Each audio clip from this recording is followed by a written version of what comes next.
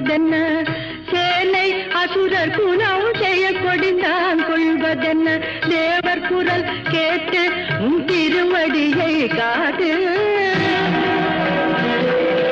அபயக்கரம் நீட்டு உன் அருள் முகத்தை காட்டு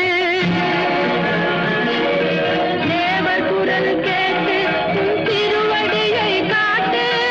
அபயக்கரம் நீட்டு உன் அருள் முகத்தை காட்டு